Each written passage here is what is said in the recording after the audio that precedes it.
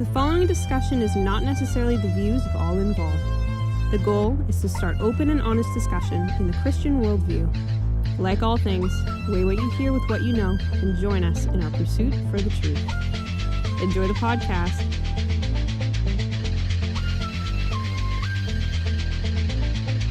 Frick you, Caleb. Please don't include this in the recording. But Elkanah said no. I love my wife. I'm going to give her double the portion, even though this costs $65 at the keg. She's getting the steak and lobster. Elkanah's a feminist. I know, she's a girl boss. No, that's not what I said.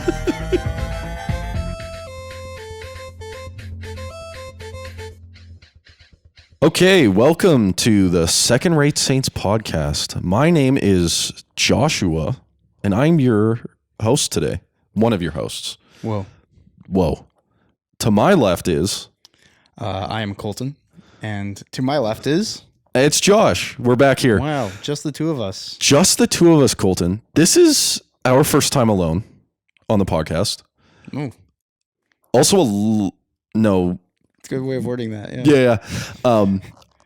This is also my first time hosting. I was just going to say that, yeah. This is weird. I'm not normally the one that does this.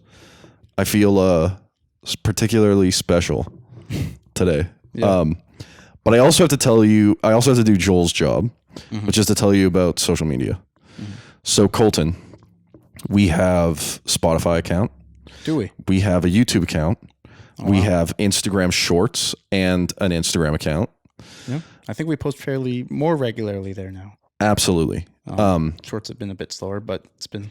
Yeah. We've been keeping up. Life's been busy. School's been going on. It's been very busy. This is a side business, not our full lives. So, but so check out our YouTube videos, check out our Spotify videos, Spotify recordings. And like, we don't have video yet on YouTube, but we have the like recordings of the episodes and stuff like that. We're at like almost 40 episodes now. I know, it's crazy. It's crazy. We're almost 2 years into this thing. That's also pretty crazy. You're right. So check those out. Check out our website as well. We have a wonderful website, handcrafted by one of the members on this podcast named Caleb. Yeah. We have done book reviews and we have a blog, and it's great. There's a bunch of stuff there you should check out. Absolutely. There's a chat feature if you want to send us messages or email us as well, right? Absolutely. We love having conversation. The whole idea is having discussion and conversation and dialogue in the Christian worldview, and we want our listeners to partake with us. We will respond. Oh, we really, really try to. Yeah. Some of my favorite conversations have been either jumped off from or include comments on YouTube videos or emails that we've been sent. Absolutely. Seriously engaging stuff, seriously intriguing, and we do try to respect and send back. If you want to recommend us some books, that would also be great. Yeah. I've been recommended a couple, and they've all been very interesting. Speaking of which, we have a book that you have read. I have, yes. What have you read? So, this one is a very good book. I'm sure many people who are listening might have actually read this one. The Screwtape Letters by C.S. Lewis. What happens? Screwtape. I have no idea what that is. What's Screwtape? Have you actually? No, I'm being facetious here. Oh, okay. I was going to say you've never read this one? No, I've read the book, but okay. What is Screwtape and what are the letters? So, the Screwtape Letters is a series of... at least how C.S. Lewis opens it is that he's like, I found these letters. They were written by demons. It's great. He wrote it himself. He didn't actually find demon letters, although that would be pretty sick. It's fictitious letter writing. And to be fair, if he did find letters from demons, I do think that it would not be too far off from what we got. Essentially, there's this new demon. He's just fresh out of college. Literally, that's how he describes it. He's put in charge of this guy who's supposedly fairly easy pickings called the Patient. They don't actually give him a name. He's just a dude. He's a bridge dude. Yeah, there's a hierarchy of demons, and they get assigned to people similarly to a guardian angel, but yeah, in the opposite.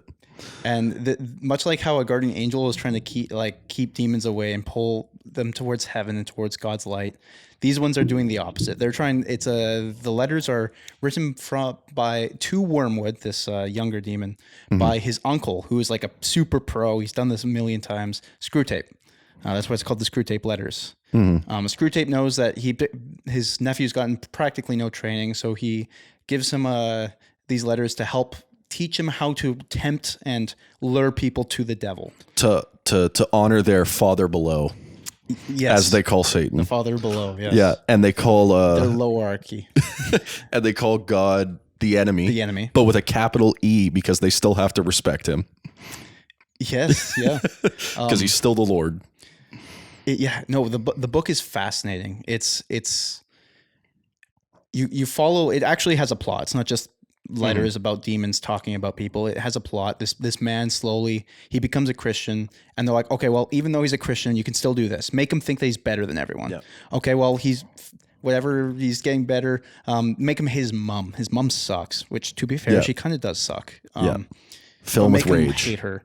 Yeah. Okay, well, that didn't work. Make him sexually attracted to all these random people. All these people, lure him towards them. Oh, he finds like an actual woman who's really good for him. And then God puts up an actual barrier so that they can't can't hurt the patient. Yeah. But they still try to find small ways to hurt him because, just because you're a Christian doesn't mean that you're temptless. Yeah. And Wormwood is making a mistake by getting this man to do extreme behaviors where Screwtape is saying, no, just subtle. Yep. It doesn't matter how subtle the sin is, it's still sin. Yep. If don't get the man to murder if cards can do the trick. Right. It's the idea of how we is very subtle. Yeah. No one like one of the big themes of the book is that no one just falls in one day. It's these small temptings and small things that will lead them towards a life of sin that will take them away from heaven. The road to hell is a gradual one. Yes. Yeah. And paved with good intentions, but that's the other one. The book, in the end, not to spoil too much, Screwtape, he kind of gets a bit in trouble because he says that God loves his creation, which are the humans, and actually that's illegal in hell. You can't say that. So he almost gets killed because of it. It's really funny. And he's like, no. I'm just saying that he acts like he loves them. Oh, yeah. Because even in hell, they can't acknowledge the actual truth. That's one of the big things. But it seems like their facetiousness and these rules they put on themselves because they just want to be better than God. It actually is part of their downfall. The story is not a sad one. It is not just demons talking about how to twist someone into evil. Although, it's a great tale about how you should be watching out for temptation and stuff like that. Yeah. But there is it has a good ending in my opinion. It's a very good ending. It's a story about temptation, like you said. It's also a story about obedience. It is. Because, like you said, it's not a bad ending. We don't want to spoil it, but it's not a bad ending. And there's another story in the Bible that's very much about obedience as one of its themes. And that's 1 Samuel. Yes. 1 Samuel is a story, just to intro to our topic. We're talking about 1 Samuel. Wow. We're starting a series on 1 Samuel following our Ruth series. Right after Ruth, yeah. Right after Ruth. Probably written by the same person. Yep, definitely. Am I allowed to say probably with this one? Colton, I don't think either of us know enough about this topic. That's fair. Caleb's going to yell at me later. Yeah, he's going to yell at both of us. Just kidding, Caleb, I love you. Also, Caleb doesn't yell at us. We have group discussions about these topics, and I kind of led the research for this topic today, which is fine because everybody, we have different seasons in our lives on this podcast, and the listener should know that, we're not all able to be here for these episodes all the time. Yep. People are busy. We miss the other 3 members. We miss them a lot. It's just 2 of us right now. But Joel, that's why we have 5 of us. Caleb, and Stuart. Yep. They all couldn't be here today. They were sad about it. We're sad about it. But the podcast must go on. So, we're going to be covering Samuel for a while. Yep. Because it's a First Samuel and Second Samuel are big books. Chunky. And some themes that we're like following throughout these books is kingship, obedience, and anointing. And there's some other themes going on, but it's specifically how God relates into each of these.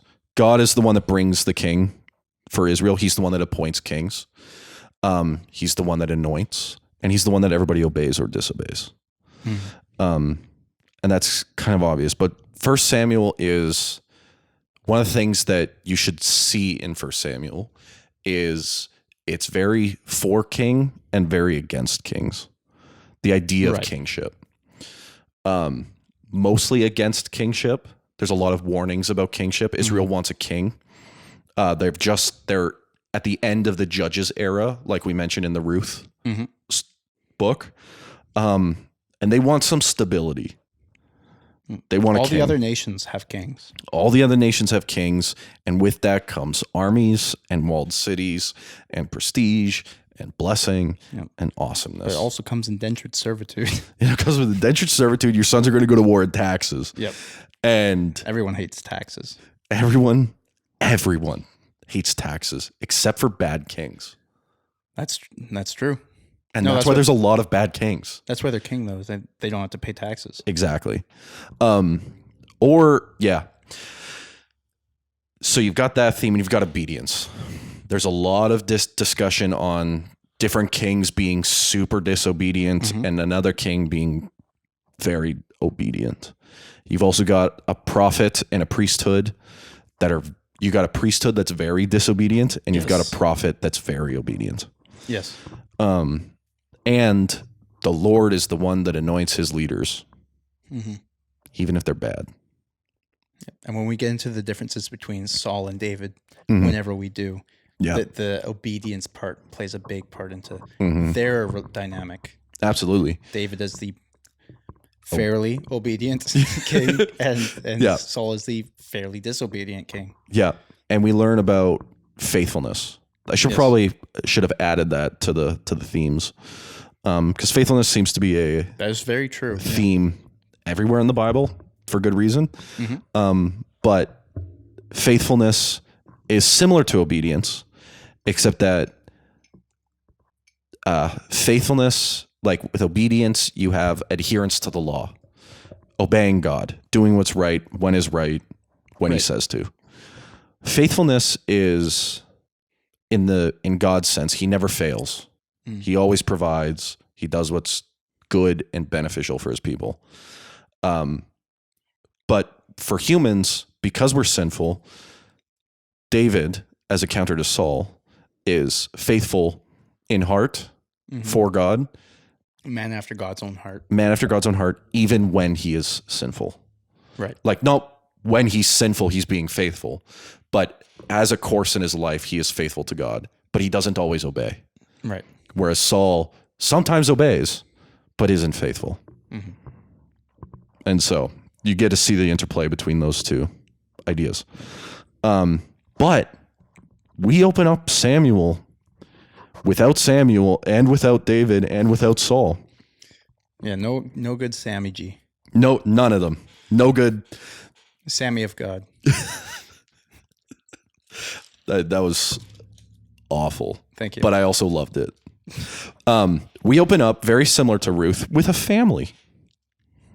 We open up with a man named Elkanah, who's the son of Jeroham, son of Elihu, son of Tohu, son of Zuph. Zuph. Great name. And he has two wives. Yes. One named Hannah and one named Peninnah. Panini. Peninnah, how dare you? I mean, actually, she is. I don't like her. She's kind of. Yeah. No. Panini. We're calling her Panini for the rest of the episode. Panini has no children. Panini has children. Hannah has no children. Yep. She's barren. She is childless. And we learn more about that. But Elkanah has two wives. One has children. One does not. Hannah's name means grace. Yes. just interested Nice in me. little theme. You know? Yeah. Now, what's cool about Elkanah is you're going to learn this very quickly. He's the greatest husband on planet Earth. Seems to be. Sorry, Especially he's not on planet Earth anymore. He's dead. Yeah, but- I was gonna. Well, it's not like he was beamed into space or something. But yeah, his body's still here somewhere. But Elkanah is a great husband because so every year they go up, as the story goes, to Shiloh where the tabernacle is, and they worship and offer sacrifices to the Lord. What's interesting I found, Colton, is this probably isn't the yearly festivals that they're going up for. okay, Because it doesn't mention other people. it doesn't. No, And it doesn't mention the festivals. no, not with this one. No. No. And the shared meal of meat is interesting because those are rare in that time. Shared meals of meat. Yeah.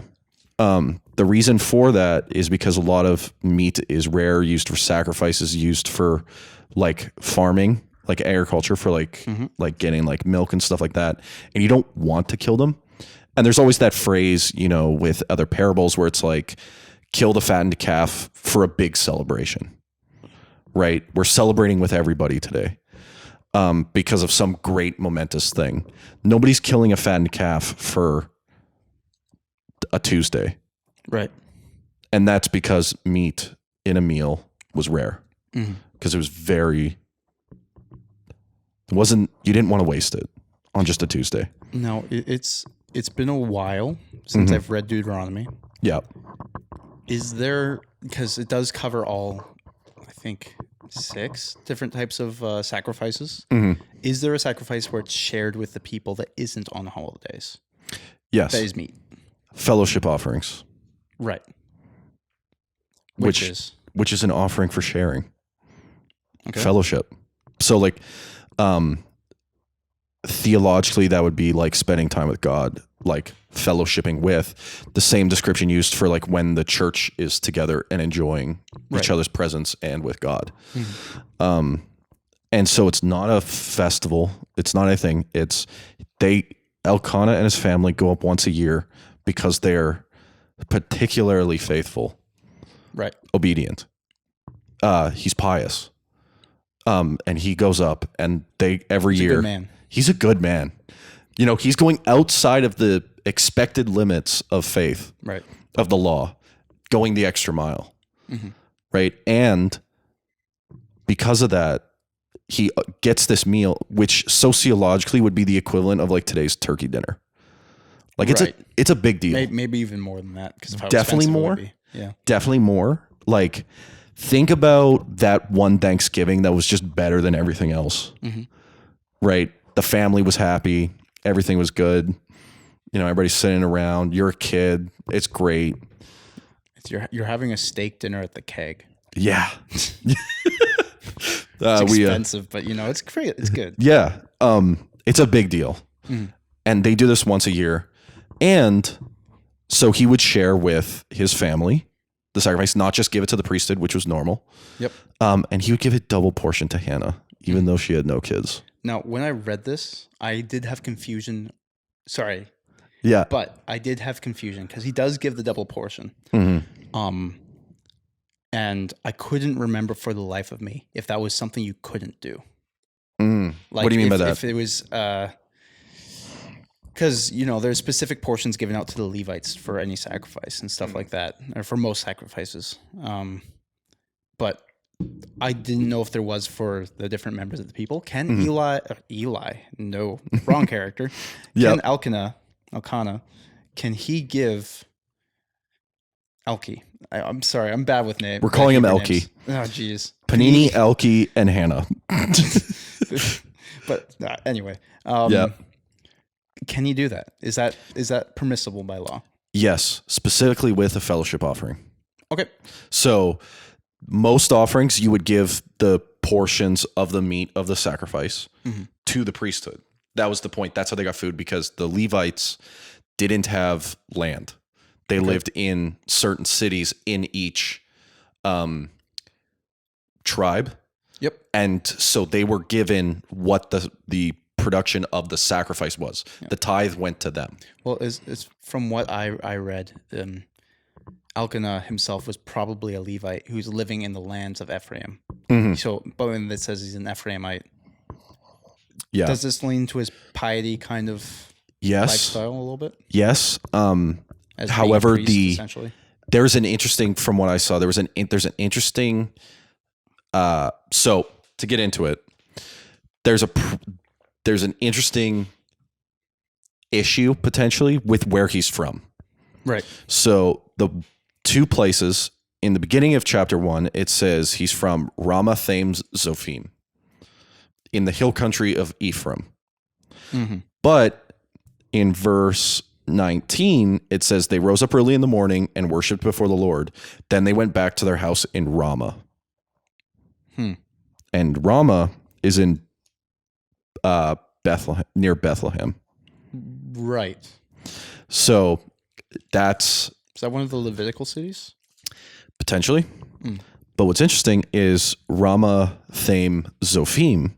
So that's in Ephraim. Ramah's in Bethlehem, which means it's in Benjamin. Okay. So two different places. That's no problem. They're both 15 kilometers from Shiloh. Okay. So they're the same distance, either north or west.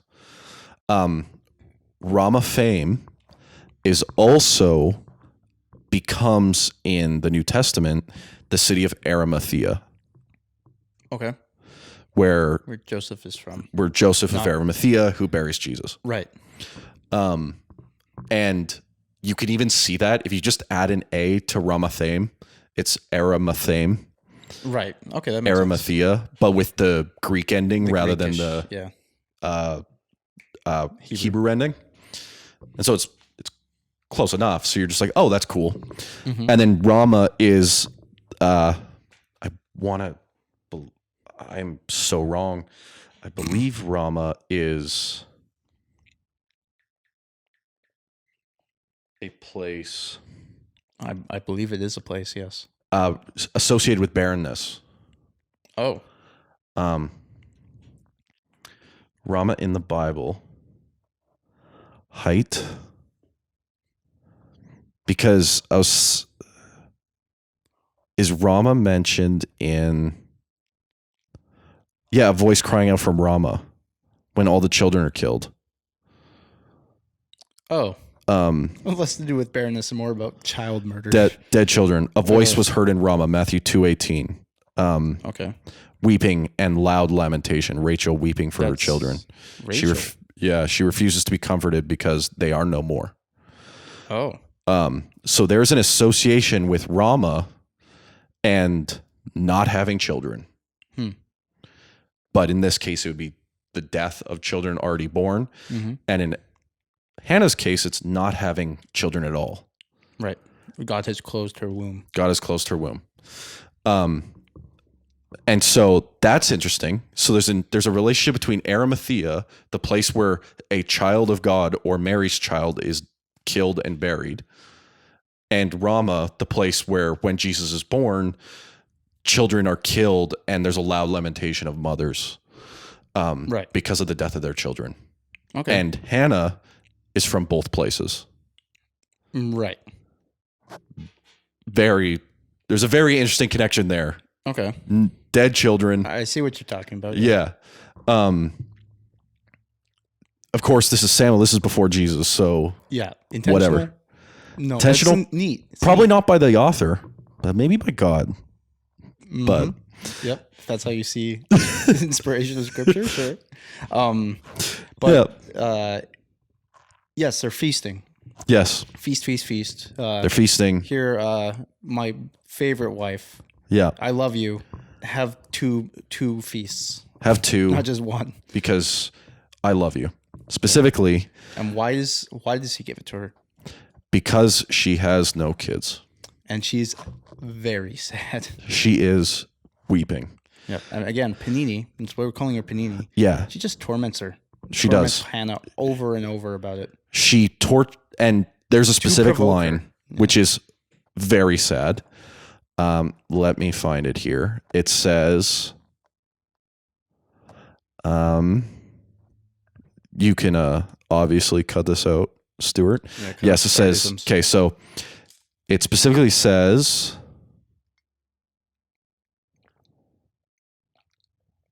but to Hannah, he gave a double portion because he loved her, even though the Lord had closed her womb. And her rival used to provoke her grievously to irritate her because the Lord had closed her womb.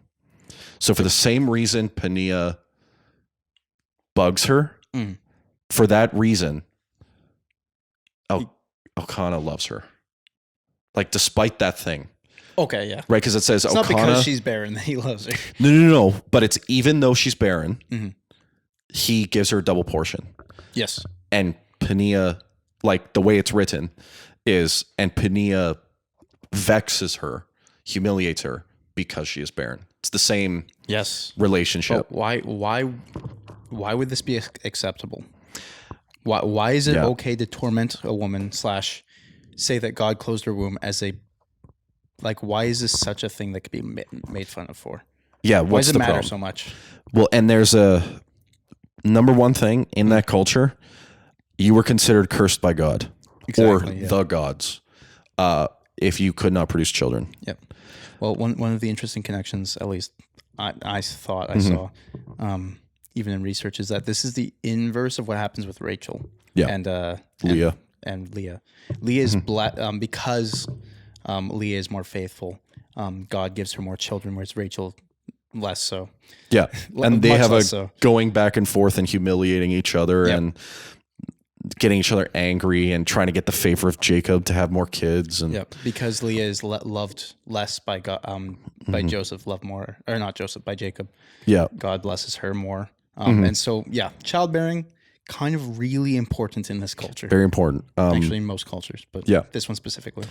And there's another thing: if a woman does not have children, or if a family does not have children, she will not be taken care of in her old age. Which is Is there any other stories in the Bible where that happens? Yes, we just covered it, Colton. It's called The Story of Ruth. Right. Which is important for why Ruth is so courageous in going with Naomi, because they don't have kids. No one takes care of them. Naomi's kids are dead, which means Ruth's husband's dead. And they never had kids. And so nobody's going to take care of them. So Ruth takes care of Naomi, which means Ruth will die alone. Yep. But luckily, Boaz shows up, is also in contending for being the greatest husband ever. And that's why all the youth groups, they use like, you got to find your Boaz, you got to find your Ruth. Yeah, exactly. Did you ever have any youth pastors tell you no. that? Really? No. Oh, I've had it happen like 8 times. We have very different youth group experiences. Yeah, that's fair. So there's a huge bitterness in not having children, and there's a huge problem just practically. You won't be taken care of. And Elkanah tries to console his wife. Yep. He tells her, "Hey, it's okay. Am I not worth more to you than 10 sons?" Right? Like, and according to the laws, according to everything, he has in the culture, he has the right to abandon her. She's not provided children. Yeah. She's seemingly cursed by God. She's of lower status. He can discard her. He can cease communicating with her. He can divorce her. Happens a lot. In that culture, it happens. But Elkanah said, no, I love my wife. I'm going to give her double the portion, even though this costs $65 at the keg. Exactly. One steak. I'm giving her 2. I'm giving her 2. She's getting the steak and lobster. Peninnah's only getting the steak. Frick Panini. And you could also argue that Peninnah is also not getting a double portion because she has sons. Right. Like, because she has something that can provide for her later on in life. And so there's like basically like he's giving her stuff now because she won't have it at some point. Either way, Elkanah, great man. He's a great pious, potentially Levite, but obedient. More than obedient, goes the extra mile, right? Does yearly sacrifices, even though he doesn't have to, provides for his wife and their kids, and loves the wife who legally he has every right to abandon, but does not. Beautiful. Yes. So Hannah is bitterly weeping. Yes. Near the tabernacle.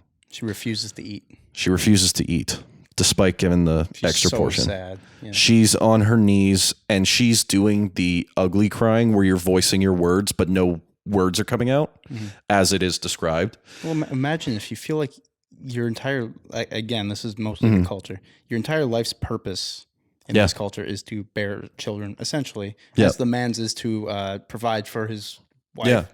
So if the man can't provide for his wife, he's going to feel useless. If the woman can't provide children, she's worthless. And so if feels you that way.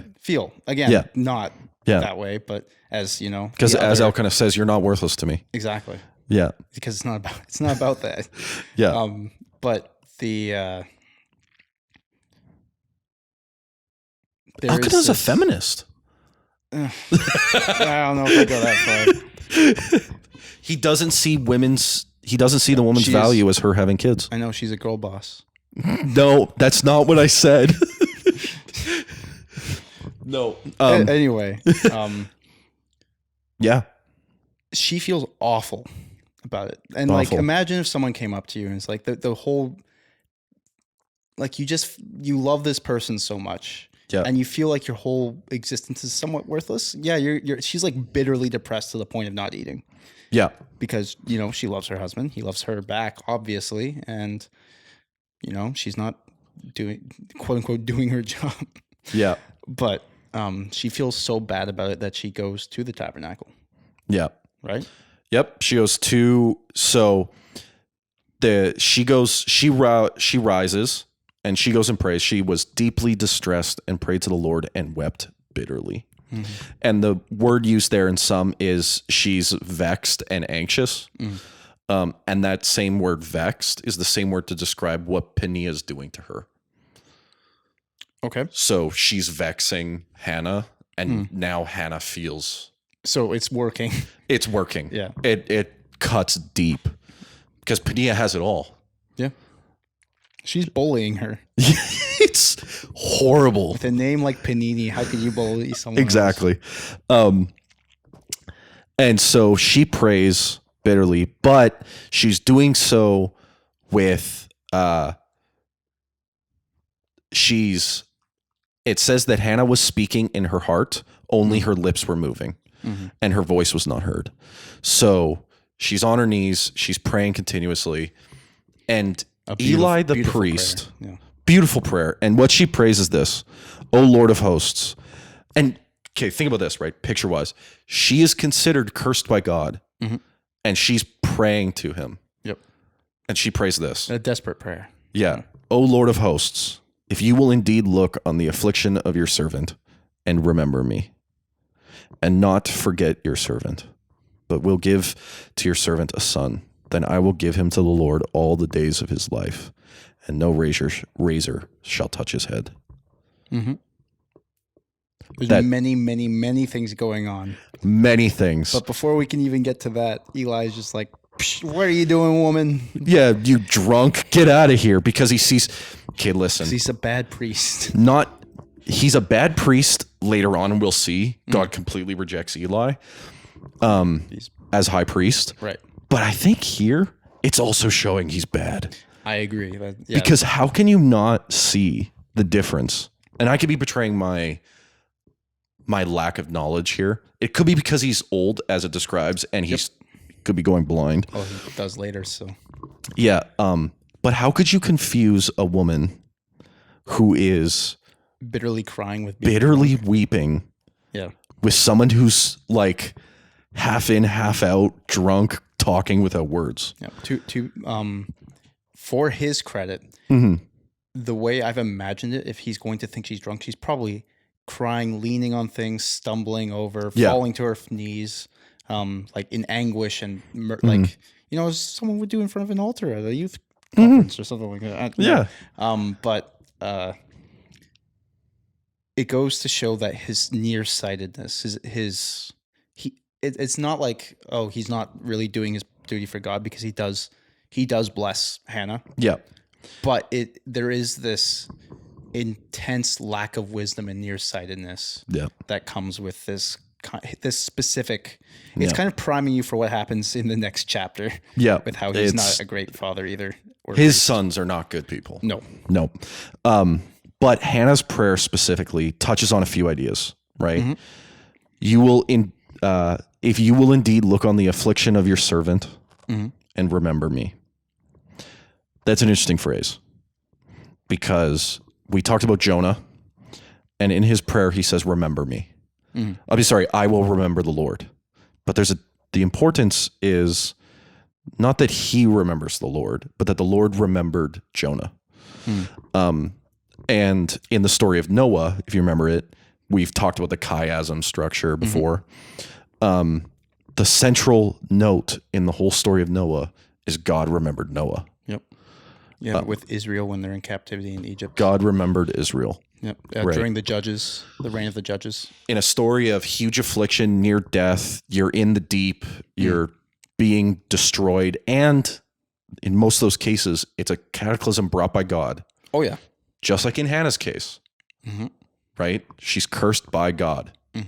So to speak. Unquote, yeah. Quote unquote, right? Well, she's supposedly born barren. Yeah. Or she's just super duper old, but. Yeah. And Hannah's saying, remember me. She's invoking that same spirit, that same ideal. I am afflicted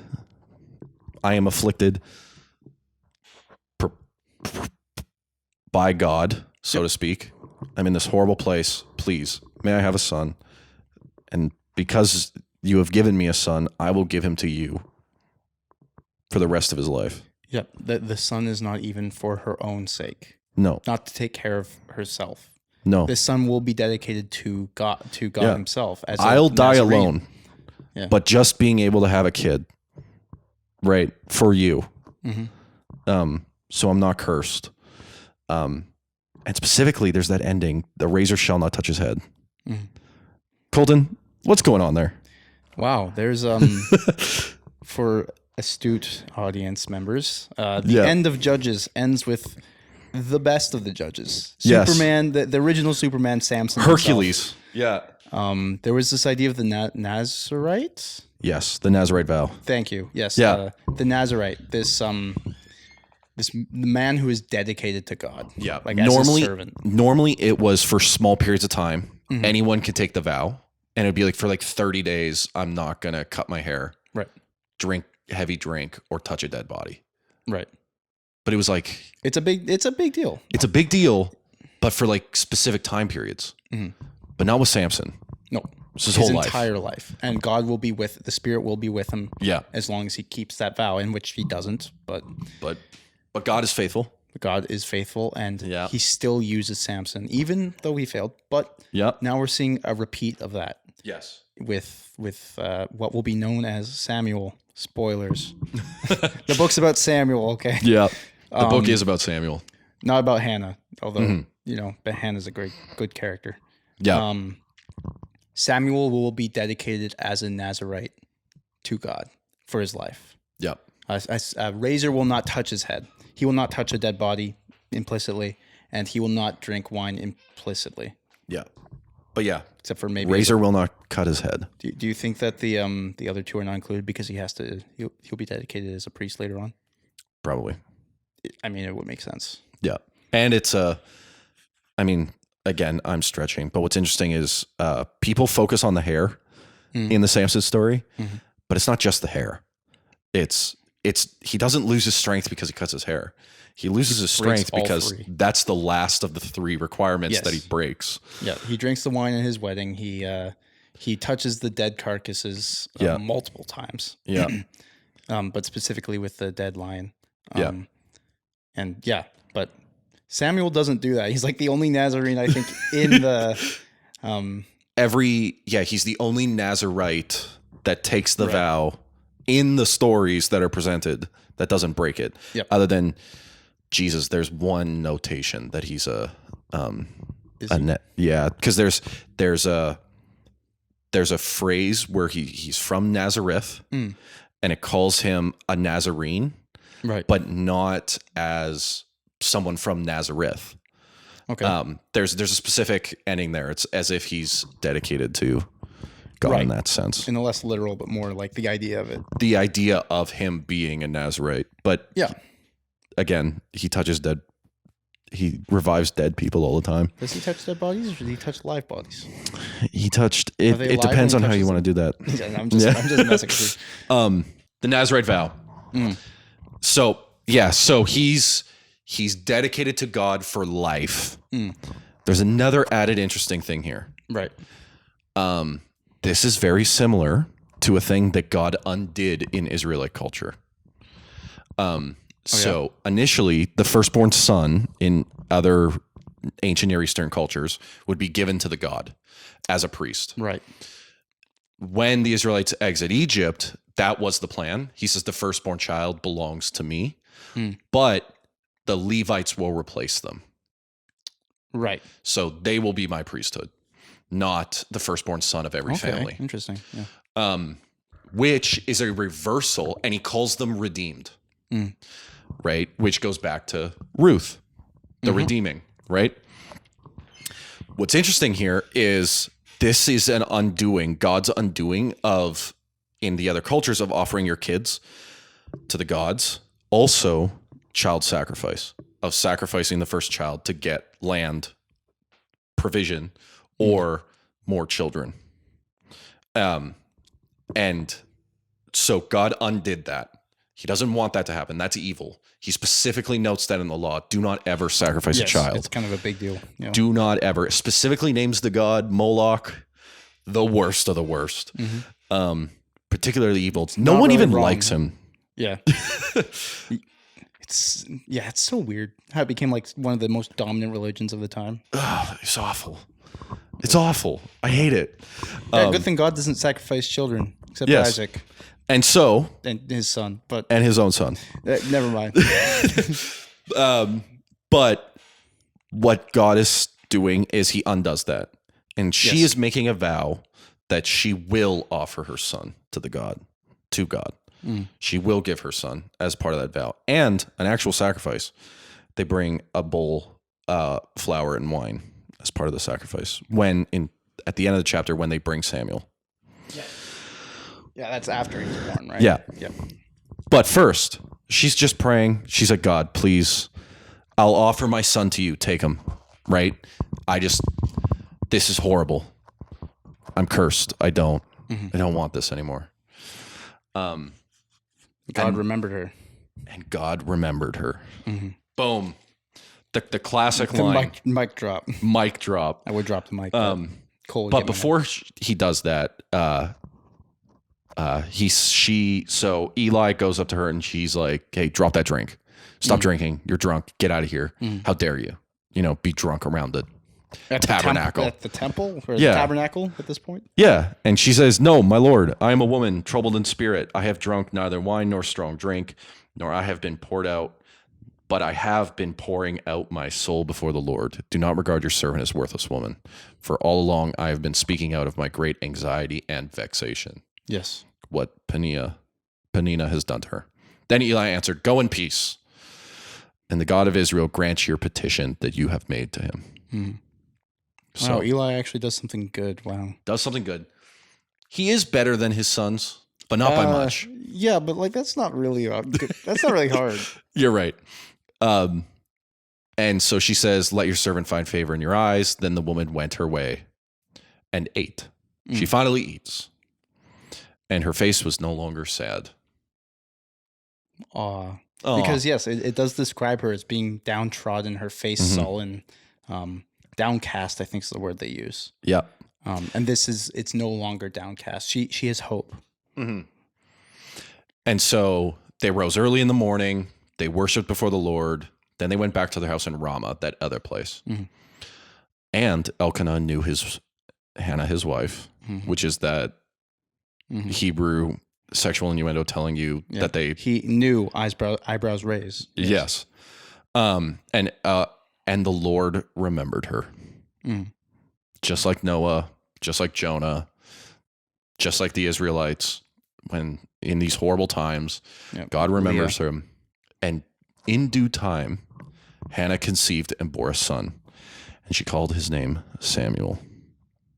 Beautiful. Wow. Beautiful. What does Samuel mean? Samuel means his name is El. It's Shemuel. Yeah? Yeah. Oh, I thought it was he heard me. That's so God hears, or because Shem is the name. Is like the word name. this is why Google exists. Do it. Sorry. Do it. You continue. No. This is good. Now it might be both, because Hebrew does do this sometimes. It has dual meanings. What I mean by that is like it'll have contrary meanings. God has heard. God has heard. Yeah. Or the name of God. It's Yeah. one of the two. Yeah. Which in this case probably means Well, he heard. It's probably both. What I mean by that is definitely God heard. He remembered, right? It's declaring God's faithfulness to his promise, right? What he actually did in this moment. But it's also a dedication of Samuel's future faithfulness. Right. Like his name is God. Samuel continuously throughout his life in times of opposition against Saul, against other Israel's unfaithfulness. Samuel continuously affirms God and obeys God. Yes.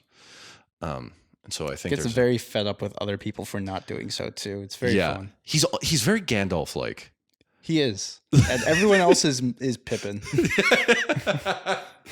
Oh, Saul would be Boromir. Oh, geez. That's a very good comparison. And then Aragorn is David. Yeah. Yeah. The good king versus the bad steward. Sure. Yeah. In the place of the king. I still picture the mole as Pippin because he beats them with his staff. The staff. Yeah. Yeah. So she has a son. Mm-hmm. And so next year, the man Elkanah and all his house went up to offer to the Lord the yearly sacrifice to pay his vows. Mm-hmm. But Hannah did not go up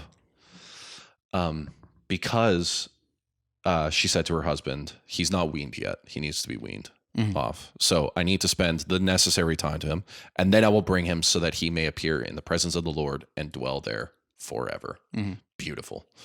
And Elkanah, still winning the best award for best husband, do what seems best to you. Wait until you have weaned him. Only may the Lord establish his word. Yes. Take your time. It's very nice. Husband of the year. Like we're gonna obey God one way or the other. Take the time. You're a mother now. Mm-hmm. Do what you need to do. Great. Yeah. There's no she finally got the kid and then he's like, hey, we got to obey. It's funny because in the Old Testament and even the New Testament, you get the couples who have a kid, and one of them's usually less good than the other one. One's the faithful one, one's the less faithful, but both of them seem pretty good. Yeah, and then there's no mention of Peninnah. No. For the rest of the book. She's only there to be of the book. For the I'm scanning the rest of the page. She's mentioned in otherness. It says and his household went up.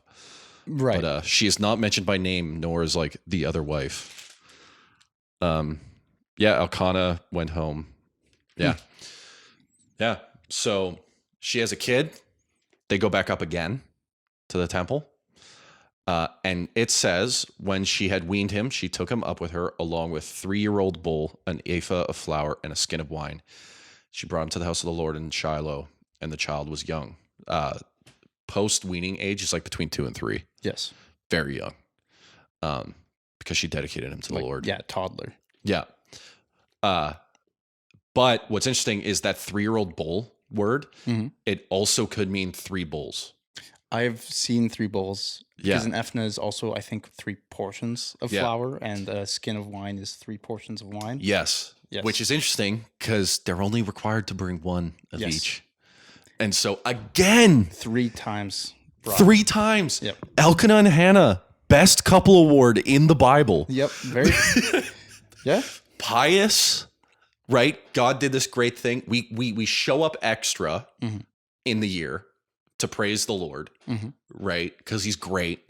Have a family celebration, right? And then when we honor our vows, we do it 3 times the actual promise. Yep.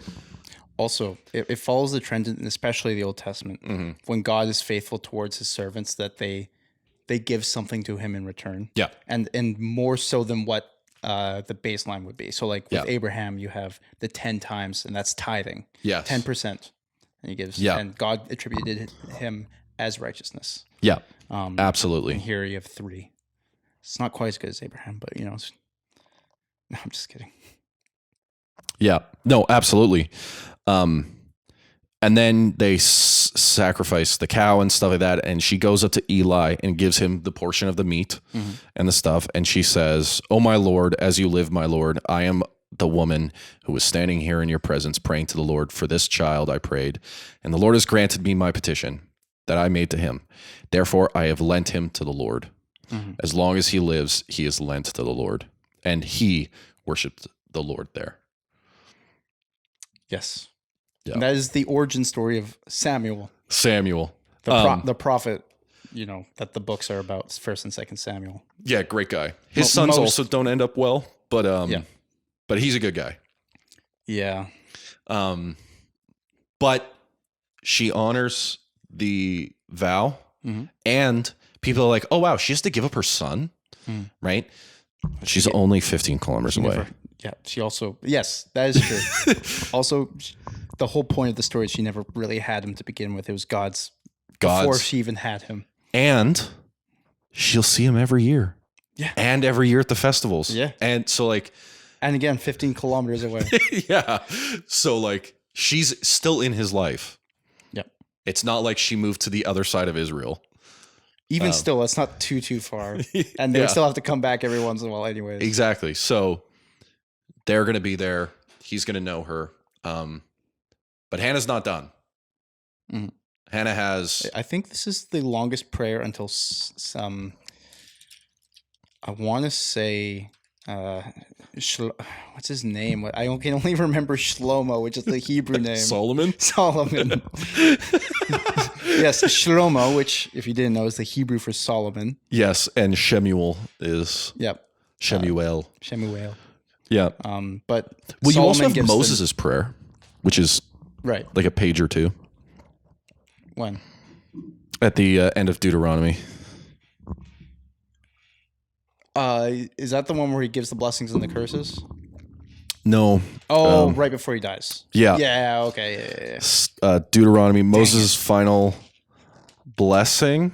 That's what I get for going off script. No. But between there's not that many. No.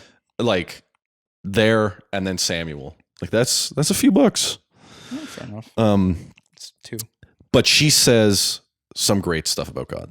Yes.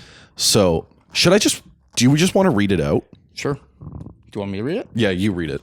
All right. This is the beginning of chapter 2 until about verse 11. And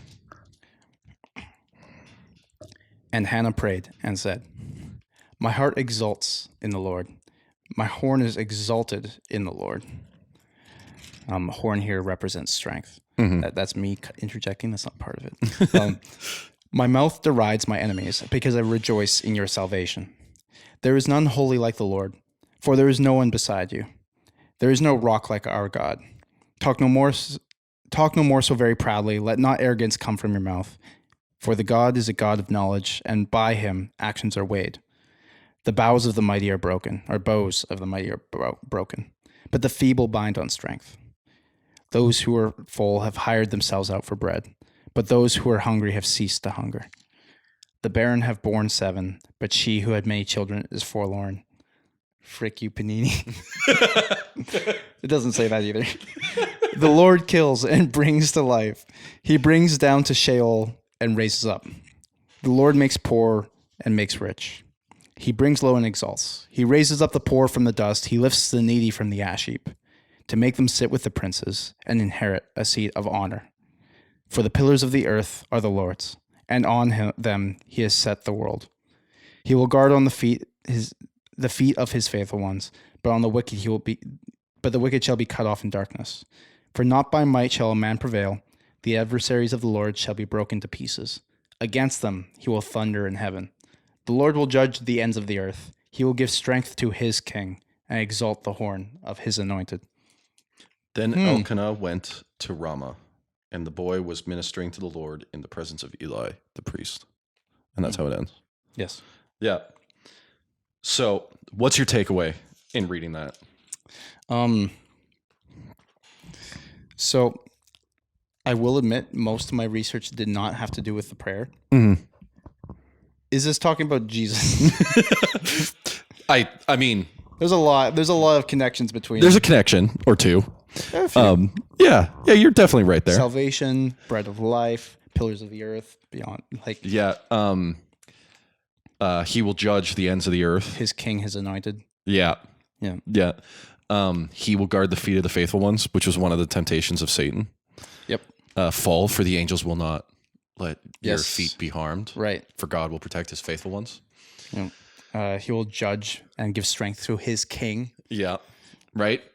So you've got a lot of connections, but what is the theme that runs through? She has like a manner in which she speaks the whole time.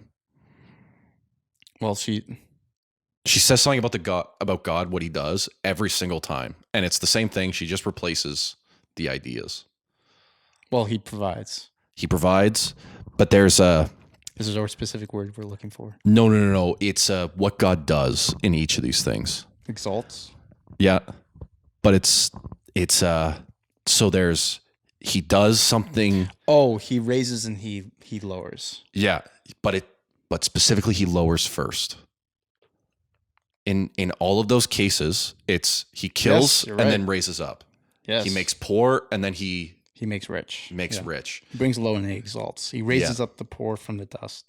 Yeah. Leads the needy from the ash heap to make them sit with princes. Yeah. But it's the bad thing happens first. Mm-hmm. And it's the same thing with her. He made her barren. Right. And then he gave her a child.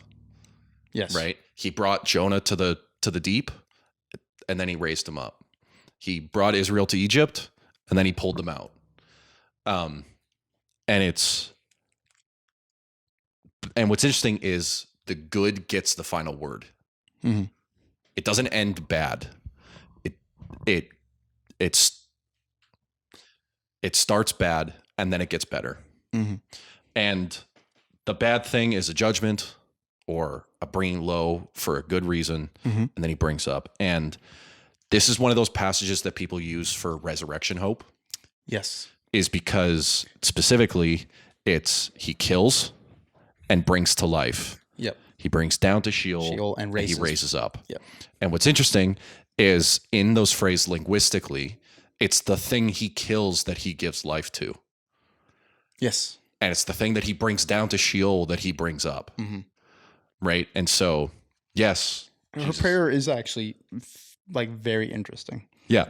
Because yes, it is talking about her barrenness and how she's so grateful to God for him doing this lowering and then raising this, this horrible thing, but God has made great. Mm-hmm. The things she uses specifically to do it, to me, is strange.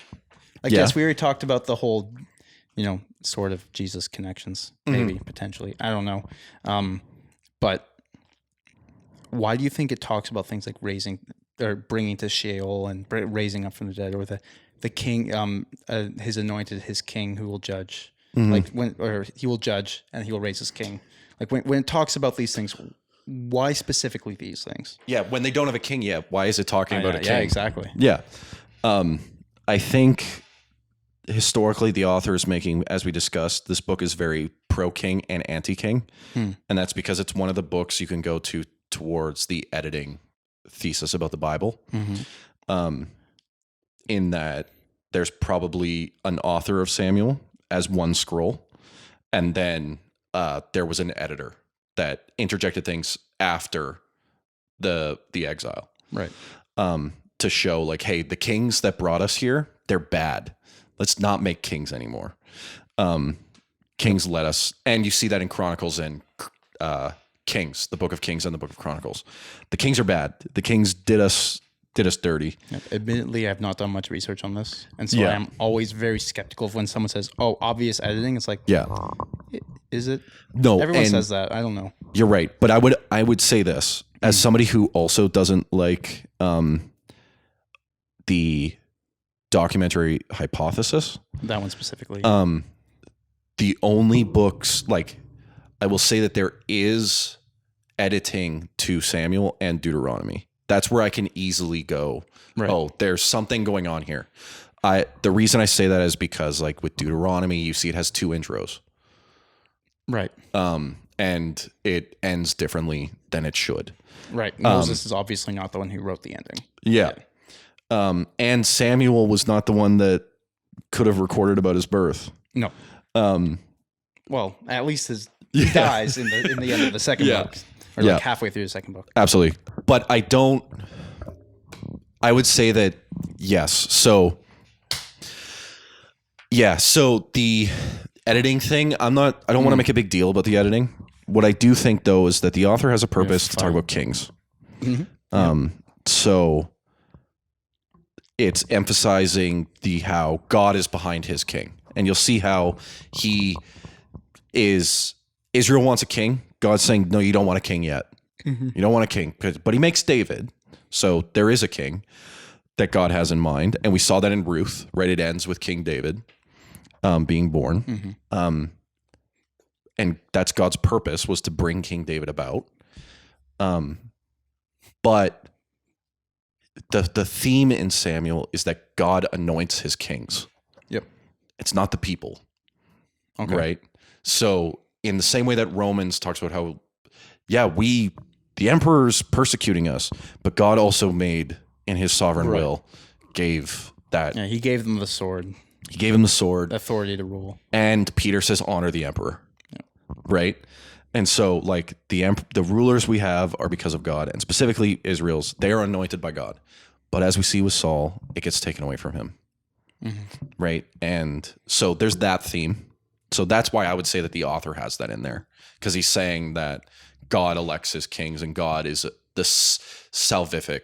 he is sovereign over everything, right. Which means when bad things happen, as she says, God is the one who kills. God is the one who brings low. God is the one who makes poor, right? But he's also the one that makes rich, those same people.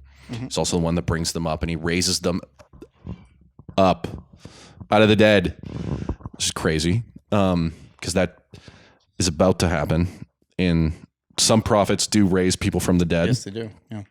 But specifically one guy comes up later. And there's that connection with Jesus. And this is what I mean by the author might not have intended this.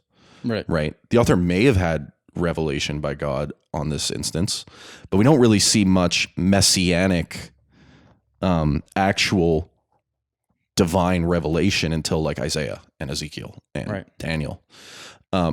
And so those guys are intending it, right? But we don't have any intonation that there's actual, like they're intending to talk about Jesus, right? Because the author probably has no idea. He's talking about kings, but Jesus takes from that king imagery. Yeah. There's also a lot of talk about God's character. God's character behind it. Yeah. He's just, he helps the poor, and he makes the rich weak. Like, yeah. And life gets the final word. Yes. Yeah, that his goal isn't. He's the God of life, not of death. Yeah, yeah, yeah, exactly. The God of the living, not of the dead. Exactly. Yeah, as Jesus says. But there's unmistakable Jesus stuff. Rama and Arimathea, Hannah, the obedient husband and wife going to the temple, right? Having the child that ends up becoming this prophet that leads Israel out of like the problems that they're in. That's very Jesus, Mary, and Joseph themes going on there, right? And it is building a type of what Mary, Joseph, and Jesus would be. But there is that same, and I think this is why what I mean by the author might not intend it, but God intends it. Sure. Because it is, the whole of it is God's word, and it's his progressive revelation over time. Yeah. As even with authorial intent and stuff included, it's talking truisms about God's character. Absolutely. Things that are reflected in the New Testament as well. Mm-hmm. So when it talks about the God of salvation, the God of the poor, all of these things are reflected in Jesus. I don't know. I think it just strengthens the character of Jesus and God. Absolutely. He's been this way the whole time. Absolutely. He doesn't change. There was no, you'll hear, for the listener, you'll hear a lot of Why is the New Testament God so happy and the Old Testament God so angry? Yep. And he's the same guy. Yep. Yeah. A lot more conquest in the Old Testament. Yep. Okay. The conquest is through. We're going to get into one of my thoughts in real time just quickly because I did think about this a little bit earlier. Yep. Is a lot of Acts, the book of Acts. Sorry, very wild side note. The book of Acts, does its structure and the way that it talks about certain things and the phrasings it uses supposed to somewhat reflect the conquests of Canaan in Joshua? There is a similarity in their actions between Joshua and Paul. Yep. And so you have to think of if Moses is Jesus and his chief conquestor. So if Moses is the prophet king, right, who comes and does the frees Israel from Egypt, which is the Old Testament cross moment, right, their resurrection, and then they go into the promised land, the new world, and they start taking, right, expanding out from conquering for God. Yeah. Joshua is the one that does that for Moses. Moses doesn't do it. And it describes where he goes, what he does, how he does it. Yep. And so there's also reflections with like Sapphira and Ananias with Achan. Achan. Yep. There is with the scales falling away from Paul's eyes. You can make an argument. I don't know how strong it is. That's similar in wording to how Jericho's walls fall away. Yes. I'm not sure. I mean, you're going to get like wording similarities for sure, but like, are those intentional? Is what I'm trying to say. I would say if there's repeated patterns of them connecting to the book, right. So like if you have Paul compared to Joshua multiple times, right? Angel comes to Paul, says, "Hey, you're going to do this thing for me." Angel comes to Joshua, "Hey, you're going to conquer for me," right? Do not be afraid. Why are you persecuting me? Yep. Like. There's those similarities. If it already has those similarities of the two characters, the description of them going out and conquering new land for God in the in Acts, it would be Paul going out on his missionary journeys, and it lists spreading the cities, word of God, which is spreading the kingdom. Spreading the kingdom, right? You have those similarities. Then if you start seeing word similarities, that's on purpose. Okay, like probably because it means that he's pulling from that pattern. It also means God's pulling from that pattern as like a very sorry for that small side rant. Well, no, but it's interesting. This goes to like if Jesus's life is reflecting Samuel's, it means that the author of the Gospels are reflecting Samuel's story. Yep. Right. Hannah has a prayer. Mary has a prayer. Like Elizabeth has a prayer. Right. So you've got a child is given by God, dedicated to him for his whole life, is going to die. God kills and raises up. Rama and Arimathea. Like you've got those connections. If that's the case, then yes, the New Testament author is taking from that Old Testament. He's building the type, or in this case with Jesus, it's the archetype. And then I would argue that that's because God is sovereign and the inspirer of both texts. So interesting. Yeah, he is, which means it's still intentional by the authors, but it means that there's also stuff that is. I'm glad it's just you and me because I think Caleb and Joel both have something to say here. Absolutely. And they should say something about that. Yeah. But if you disagree with us, that's good. On ethereal intent. I probably disagree too. I don't know. Yeah, I think that if it's God's word, then we have to take seriously that God's going to say what he wants. Okay, then, since we've somewhat analyzed, connected New Testament, Old Testament, how do you feel about this prayer? What do you think of when you read it? I think it's beautiful. I agree. The reason I think I feel when I read it. Yeah. It also reflects Hannah and Elkanah. Yes. Their faithfulness. They, through this, she never maligns God for afflicting her, right? She just says, "Hey, is there something that can happen?" Like Job, right? Right. Hey, can we, like, I know you did this, right? The Lord gives and the Lord takes away, right? That same theme there, right? The Lord is the one that brings bad and brings good. But hey, can I not suffer anymore? Please. right? And Hannah, the same thing. Hey, can I just not suffer? I'd rather have a kid. And one of the themes of the Old Testament is God remembers. God remembers. God hears. Yeah. Samuel. And that's beautiful. And that's the opening to the book of Samuel. Mm-hmm. Is Israel cries out, God hears. Samuel cries out, God hears. David cries out, God hears. He's playing in their lives. He's part of their lives. He's working out their salvation even when they don't see it. Mm-hmm. Right? Hannah doesn't know that she's the bearer of the prophet. Right. Right? But God knows.